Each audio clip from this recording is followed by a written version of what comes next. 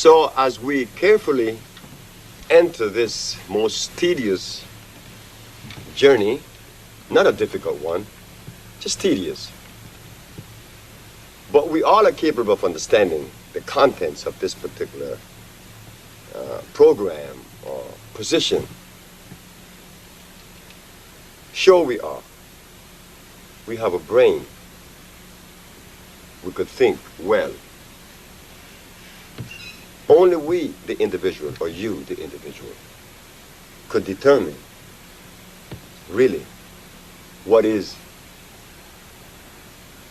that you feel, what it is you see. No one sees from behind those eyes but you. So we know that this subject fits within this cosmic order, and that we, being a product of cosmogony or life itself, sure we'll be able to understand the things about life when they are presented. So let us go first into the history of medicine. According to the history of medicine, it began in Egypt with Imhotep I. Then it came down to Mr. Hippocrates, and it filtered down to Mr. Claudio Galen. So with Hippocrates in the year of 365 BC to 1729, Claudio Galeno, the Italian. These three men, Imhotep, Hippocrates, and Claudio Galeno, had something in common. They all used the same substance. They all followed the same platform. They took the same position. Because during that period of time, that time in history, naturally, there were not in existence at that time the chemicals that we are presented with today. They were only plants. But the history shows that they cured every disease known to man. So if this is true, then what happened between that time and now that things seem to be so difficult? Instead of us being useful in eliminating those that are present, new ones are cropping up every day, telling us that, again, the goal line is receding faster than we could run. Could we afford to continue on the path of the past? Why should we take a chance when the past has not served us well? Are we aware of the percentage of elasticity that the body could really admit or even afford? Stretching.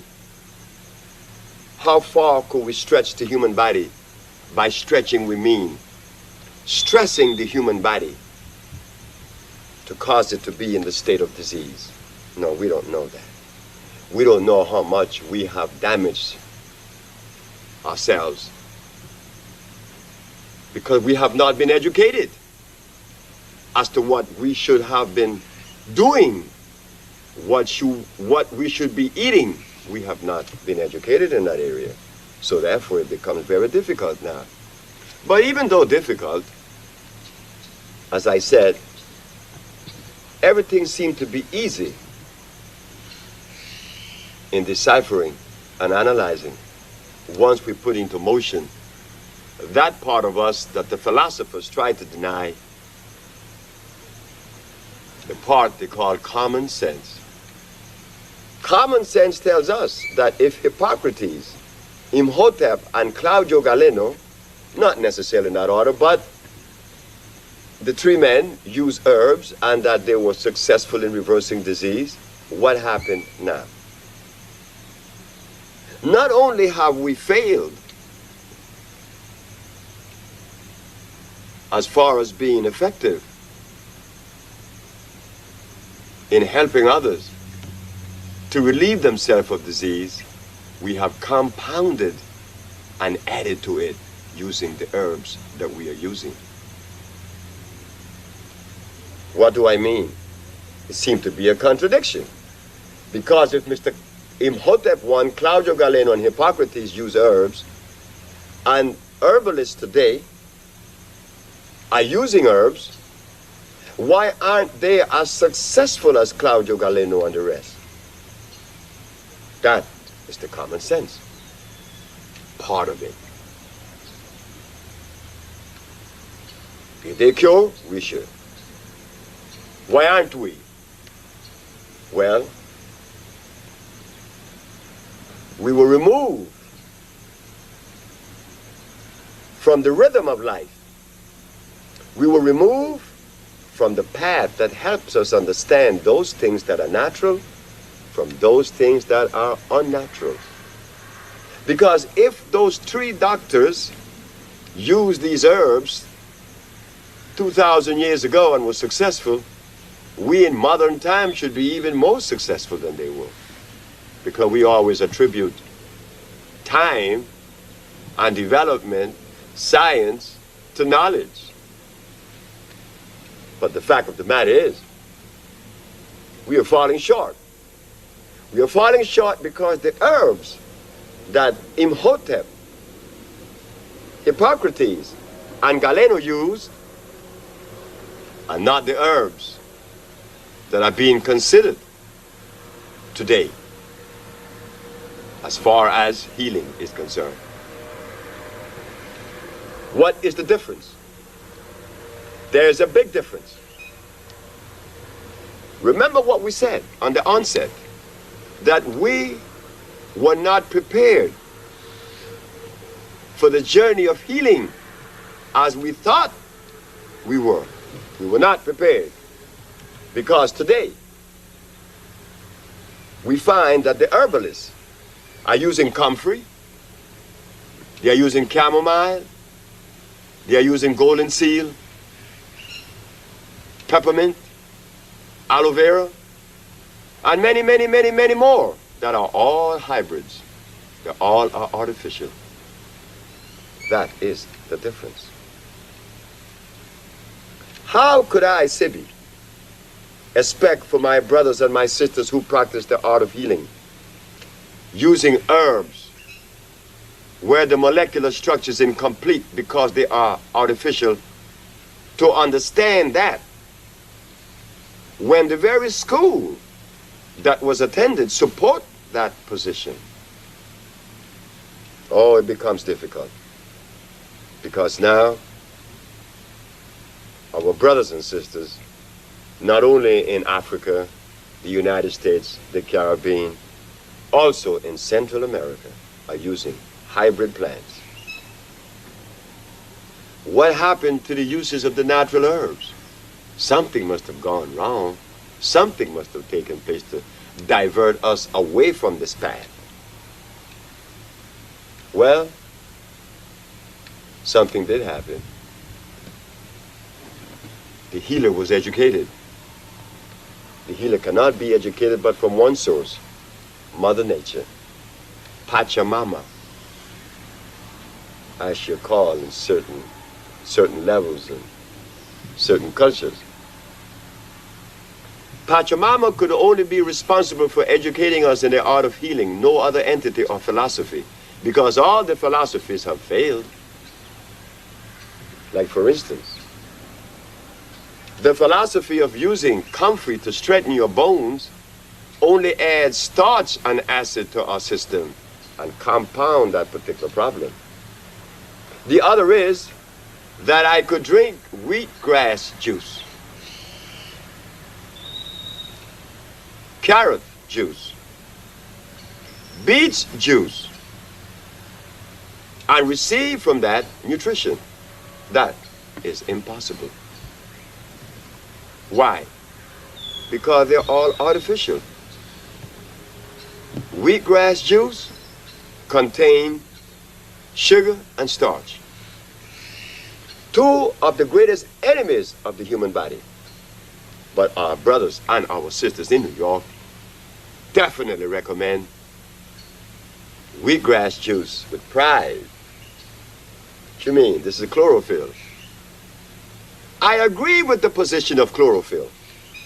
Chlorophyll is one of the most effective and quickest way to heal the human body. But the chlorophyll would have to come from a natural base, and wheat is not a natural product of life. So therefore, the end product of wheat would necessarily be an acid one, and that is the subject, acidity versus alkalinity.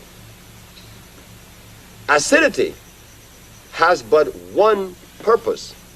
Acidity enters the human body to destroy cells, to cause cell erosion.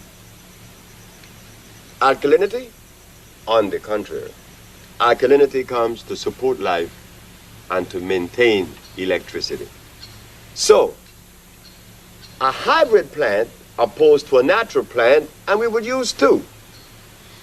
We would use the kalawala, which comes from this part of the world. It's a natural plant, it's a spore plant. The molecular structure is complete, deeming it electrical. Not so for comfrey, golden seal, and the rest. They are hybrid, meaning that they were made in a laboratory. Being made in a laboratory, naturally, it has to fall short. Because to titrate two things in a laboratory, you need a chemical. In other words, if you have to bring two plants together that ordinarily would not have joined each other's through chemical affinity, forced together is what makes things hybrid. You have to use a chemical to bind them. If man could make an artificial plant to equal in production, to equal in value as that which is natural, then man says that he is God. Impossible. The human body is a natural one. The cells are electrical. The human body shows the ability to move, to produce motion. And there is nothing on the planet that produces motion that is non-electrical. There must be necessarily the presence of electricity. A hybrid plant is non-electrical. Why? Because a man made it. If man could make an electric plant, then he's saying he's God. He could make something to complement the human body. That is impossible. We don't even want to go there. So we see now that the reason why we have failed to complement simply because we were not prepared for the journey. As for myself, I didn't prepare myself for the journey. I was prepared. And why do I say that? Because I had listened and read many books from Ivan Kirkikov, the Russian, Alma Hutchins, the Canadian, to Mr. Christopher, the American, Jethro Kloss, the American, and many Jeronimo Rodriguez from Brazil. He wrote a book, Las Plantas Curan, Plant Cure. I have read many books, Spanish and English. And out of those books, healing is absent.